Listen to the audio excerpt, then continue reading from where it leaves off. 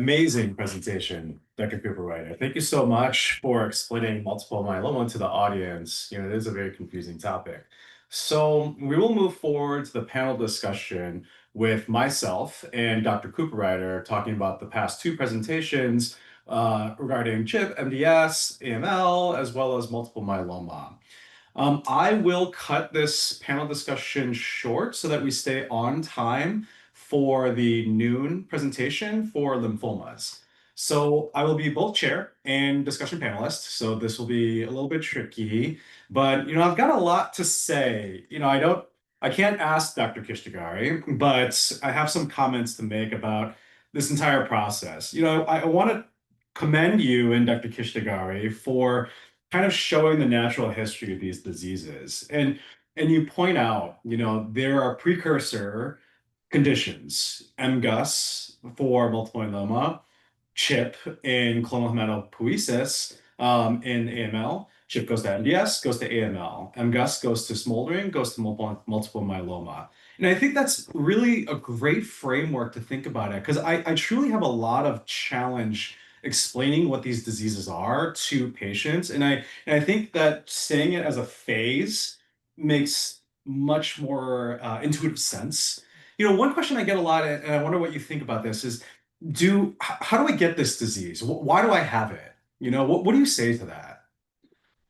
Yeah, my answer, so multiple myeloma, again, is generally not a disease we see in pediatric patients, right? So there is something associated with age and exposure that seems to be related to the advent of multiple myeloma.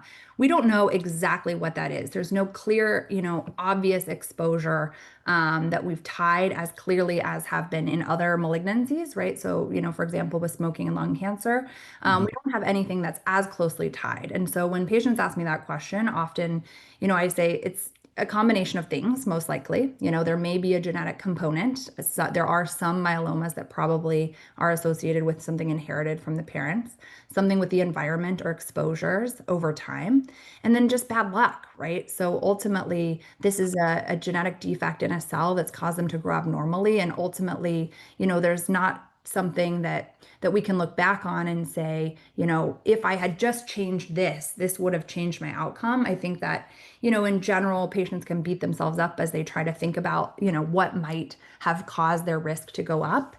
And really, I think at the end of the day, we don't totally understand what causes it. And ultimately, our goal is to try to treat it as quickly as possible, as quickly as we need to, right, in order to prevent the complications. But the short answer probably is, we don't totally know, but it's probably a combination of factors. Yeah, and I totally agree with that. And I do emphasize that last part of kind of random chance, especially as, like you said, genetic mutations, they definitely happen. I mean, you and I probably have CHIP, we Yep. just don't know it. I do tell patients that there was a really interesting article that said CHIP can happen in utero even, and we just never knew.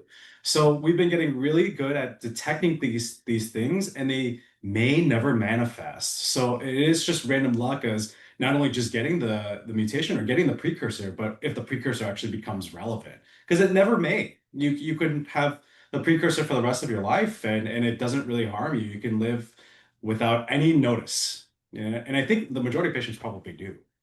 Yeah. And lots of patients ask me, have I had this for a long time? And often when we look back, we do see maybe some elevated protein levels for a long time, but it never caused patients any trouble, right? And so often it has been there for many years, and in, most patients, it doesn't ever become a problem.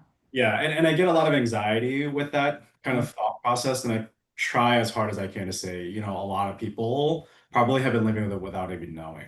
Exactly.